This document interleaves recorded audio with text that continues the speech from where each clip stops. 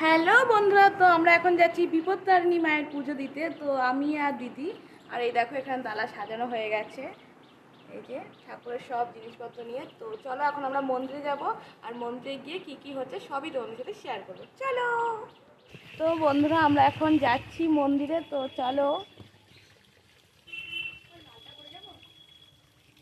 যাচ্ছি। এই যে পিছনে সব আসছে এক একজন করে, তো চলো মন্দিরে।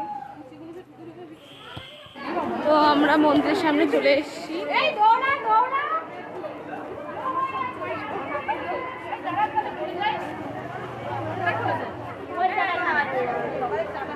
দেখি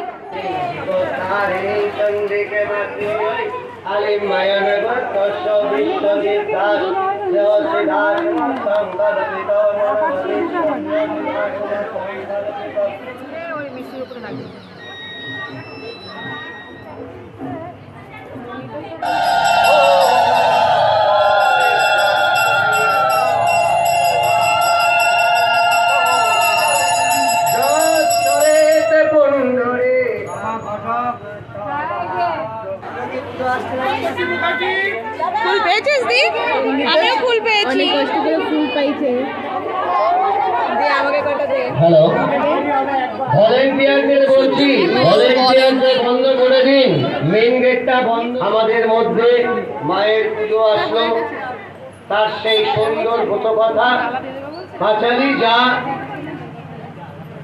মহাদেবের মুখ থেকে শোনা গেছিল। আমি সকল ভক্তবৃন্দের কাছে একটা ব্যাপারে আপনাদের অনুরোধ করব।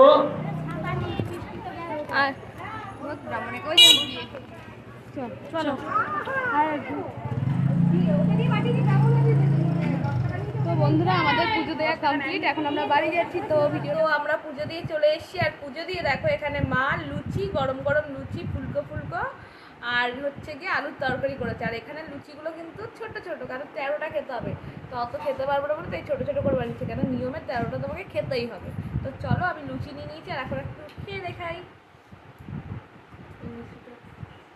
তো এই হলো আলু, এই যে আমি নিয়ে নিয়েছি, এক গালেই খেয়ে নেবো লুচিগুলো। লুচিটাও বড়, আমার লুচির সাইজটা দারুণ দারুণ, খেয়ে গেতে। তো চলো আমি খেয়ে নিই।